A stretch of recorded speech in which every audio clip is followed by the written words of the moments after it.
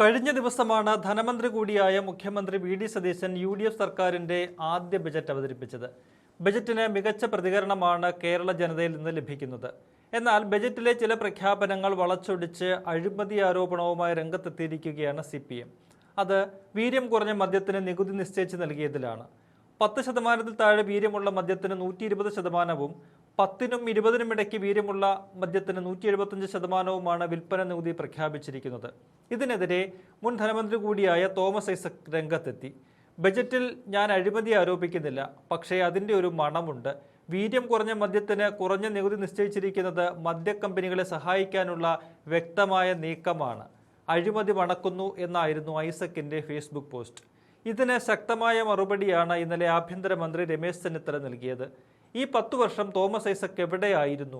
കേരളത്തിൽ മുഴുവൻ ബാറുകൾ തുറന്നു കൊടുത്തപ്പോൾ അദ്ദേഹം മിണ്ടിയില്ലല്ലോ. ഇനി ആർക്കേലും ബാർ കൊടുക്കാനുണ്ടോ? എവിടെയെങ്കിലും വെക്കാനുണ്ടോ?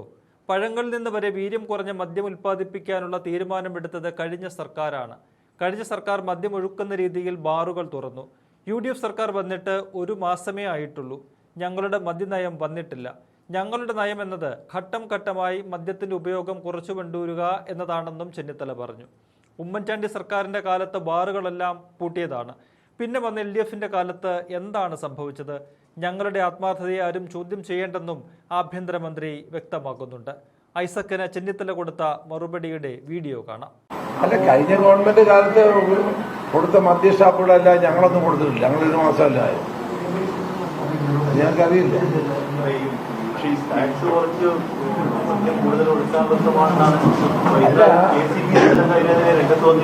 അല്ല, ഇത്രയും കാലം ആരും രംഗത്ത് വന്നില്ലല്ലോ. എത്രയോ ലക്ഷക്കണക്കിന് ലിറ്റർ മദ്യം കൊടുക്കാനുള്ള ബാറ് ഇനി എവിടെ ബാറ് സ്ഥാപിക്കാനുള്ളത്? അപ്പൊ ഞങ്ങൾ ഈ ഗവൺമെന്റ് വന്ന ശേഷം ബാറും കൊടുത്തിട്ടില്ല, വേറെ ഒന്നും ഞങ്ങൾ കൊടുത്തിട്ടില്ല. ഞങ്ങളുടെ മദ്യനയം വന്നിട്ടുമില്ല. ഞങ്ങളുടെ മദ്യനയം എല്ലാ കാലഘട്ടത്തിലും ഘട്ടം ഘട്ടമായി ഇത് മദ്യത്തിൻ്റെ ഉപയോഗം കുറച്ചുകൊണ്ട് വരിക എന്നതാണ് നമ്മുടെ ലക്ഷ്യം.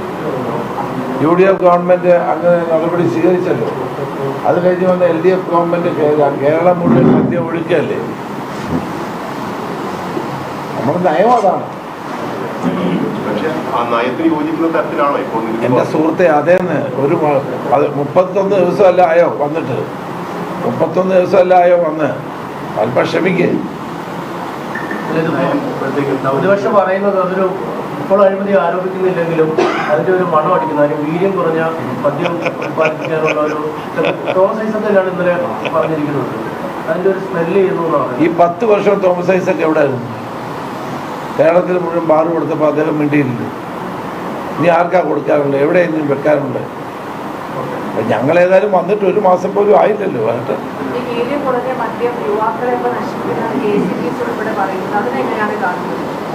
അത് നോക്കാം നമുക്ക് എങ്ങനെയാണെന്ന് ഉദ്ദേശിക്കുന്നത്. കഴിഞ്ഞ ഗവൺമെന്റാണ് വീര്യം കുറഞ്ഞ മദ്യം ഫ്രൂട്ട്സിൽ നിന്ന് വരെ മദ്യം കൊണ്ട് ഉത്പാദിപ്പിക്കാനുള്ള തീരുമാനമെടുത്തു. കഴിഞ്ഞ ഗവൺമെന്റ് ഫ്രൂട്ട്സ് അല്ല, അതാ ഞാൻ പറഞ്ഞത്.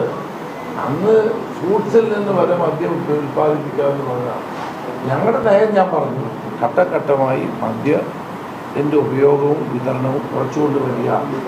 മുൻ KPC പ്രസിഡന്റായിരുന്ന യശസ്വരീയനായ AP ഉദയഭാനു നേതൃത്വത്തിലുണ്ടായിരുന്ന കമ്മിറ്റിയുടെ തീരുമാനത്തിൻ്റെ ഭാഗമാണ് കോൺഗ്രസ് എല്ലാ കാലത്തുമായും.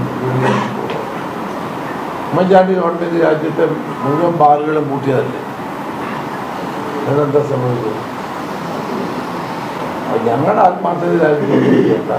ഞങ്ങളുടെ കാര്യത്തിലൊക്കെ നയമുള്ള ആളുകൾ പറയും.